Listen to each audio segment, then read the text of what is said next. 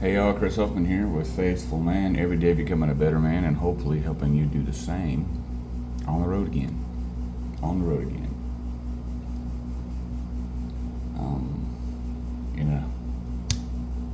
In a cheap hotel. You know why? Because I haven't arrived yet.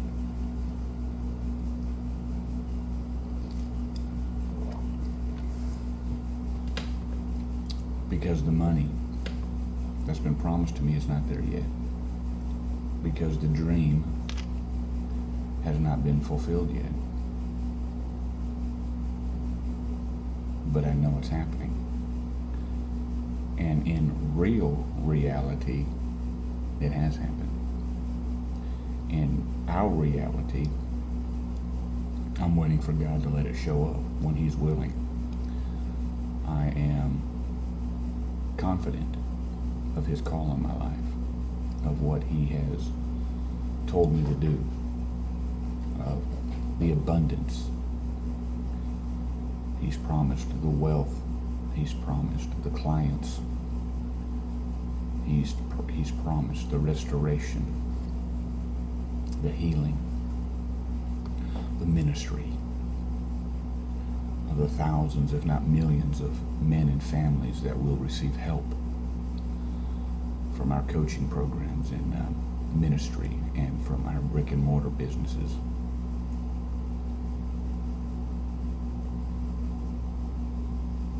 I don't question that.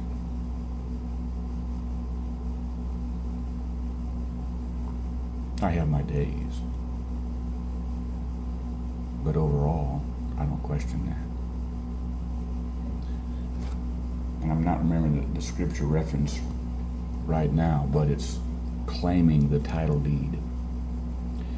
When God makes a promise, it's like you own it. You have the title deed. And you have to learn to live in that plane and thank Him for it as if you've already received it. So I have thanked Him for the clients. I have thanked Him for the dump trucks. I've thanked Him for the pest control technicians. I've thanked Him for the buildings that I'll need to house the multiplicity of vehicles and have offices and meeting places. The buildings I've already thanked Him for that I'll need to house ministry, to house men, to help get men off the street. It's a big dream. It's a huge dream. But I've already thanked Him for it. I'll say again, I have my days where I get tired of waiting. I get tired of fighting. I get tired of hoping. The hope deferred makes the heart sick. And I'm sick a lot. But the steps of a good man are ordered of the Lord, and He delighteth in His ways. Thy word is a lamp unto my feet and a light unto my path. These verses that just keep me going. And so I put these videos out. Everything I'm putting out now is free.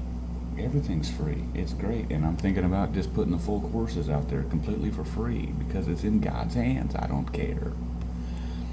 It's not mine. I don't own it. It's Him. Anything He gives me, all the dreams, the manuals, the ideas, the poetry, the heartaches, the sermons, and the programs that He's given me, it's His. I don't have to take it. I don't have to own it. But I do want to own it. I get in the flesh. I want it to be mine. But it's His. And God's given you a dream. But where most people fail, most men fail, most Christians fail, is in this period that I'm in right now. That I've been in for 10 and a half years. 10 and a half flippin' stinking years. Almost 11 years in 2 months. 11 years. That got me started on this journey.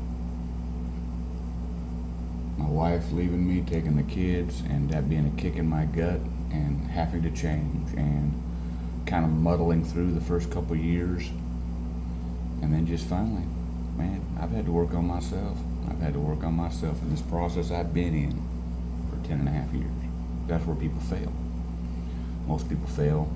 I mean, most people won't go through 2 weeks, let alone 2 months, let alone 2 years, let alone 10 and a half years. And I'm nobody. I do not understand how the same God who gives the same grace to every one of us, how some of us take it and run with it, fall and get back up, and others just flounder and flounder around and don't even keep trying. They just give up.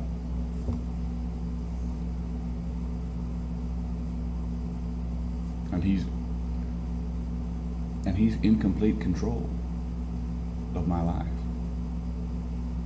And I'm under attack daily by the devil, by my flesh.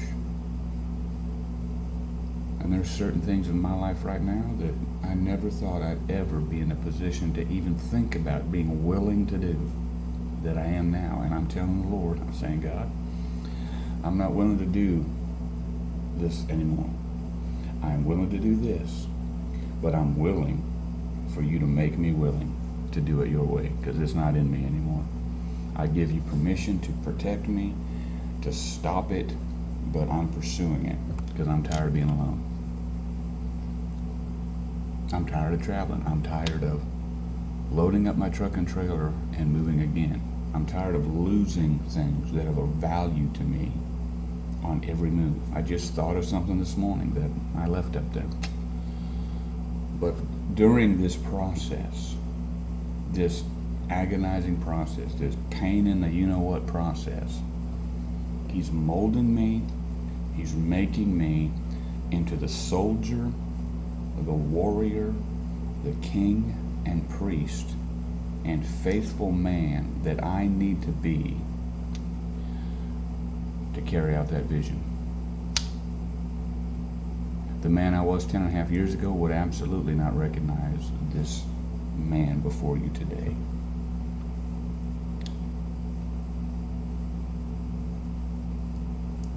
But he's not chosen to open the floodgates yet for me. But he's going to. And at least weekly, I hear some sort of, or see some sort of confirmation that he just wants me to stay in the fight. Keep moving on. Last 2 days, I've really received some good revelation about just staying in it, just staying in it, just staying in it.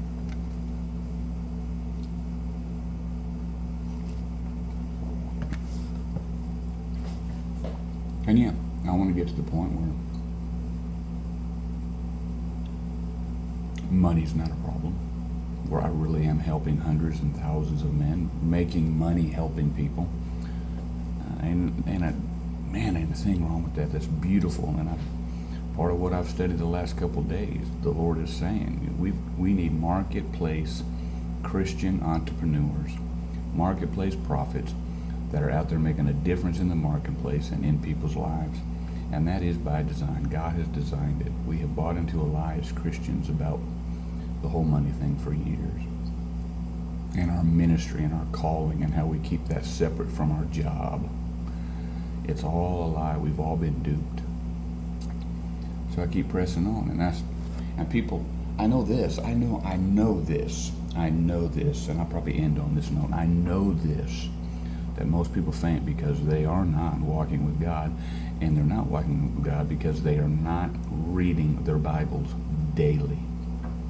And I mean putting some time and effort into Bible study, prayer, reading, not just some little 2-minute, 5-minute devotional. I mean, they give their life every day at some level, at least an hour a day, I like to say, in God's Word, meditation, doing something.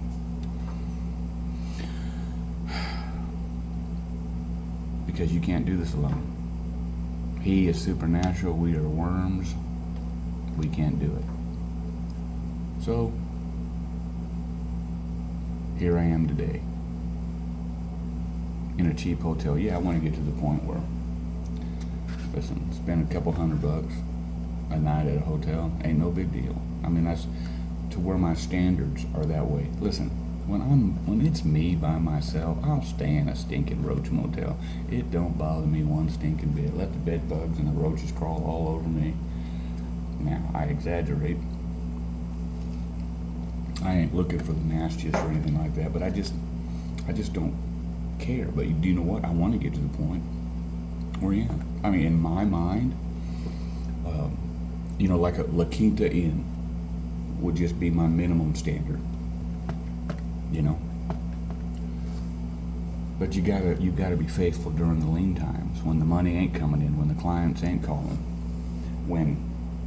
If you're one of these guys that are, what I'm saying is click it with you, and you're in a lean time, the Joseph period, the David period, where nothing is working and nothing is going to work. No amount of effort, no amount of hustle and grind, and I tell you all the time, God is not interested in our hustle and grind. He wants rest and peace. Do our part, rest in Him. We need to lay aside this whole hustle and grind mentality. We need to work, but we need to rest. We need to find that balance. No matter how many biblical principles you apply in your life to build a business that God will bless, like I've said often, certain principles trump other principles. And if He has you in that principle of holding, principle of waiting, no amount of effort, no amount of other biblical principles you put into place is going to be blessed, because God's got a special hold on you right now. And you just need to embrace it. You may have a bunch of money and nothing's working. You may have no money and nothing's working. I get it. If God has you in a holding pattern, you need to recognize it and just back off.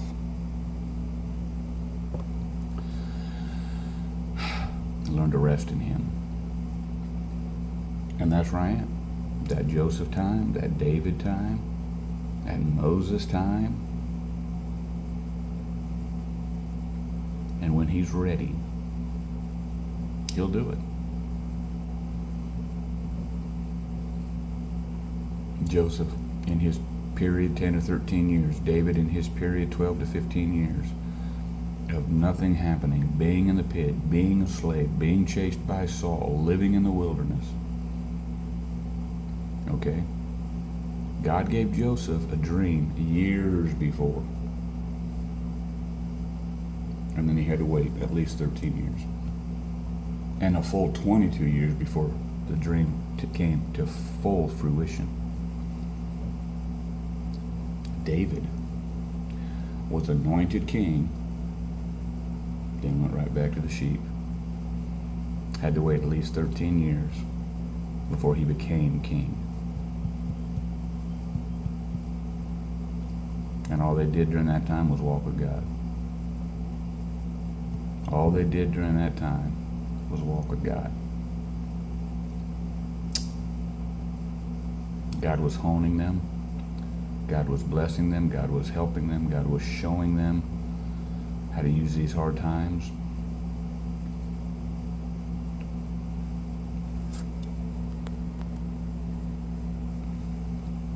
And then that notorious, that infamous, that famous, one day, Joseph becomes prime minister. In one day, looks like less than an hour. David, boom, happens. He's now king. He's been king this whole time. But now, he's in the throne. And this, we forget about the 10 to 15 years where they had nothing, they did nothing, they suffered, they worked, they ran, they waited. And so many coaches today talk about, they'll briefly mention David and Joseph, but they won't dive deep into how that's possible in your life right now. They'll give you all kinds of principles and different things you need to do right now, and it's all good, but they're not reaching the guys that they're in this period where nothing's going to work because God's got you in a special holding pattern. Reach out to us if you want, 970-404-7165 or faithfulman513 at Gmail. And until we meet again, keep your eyes on Him.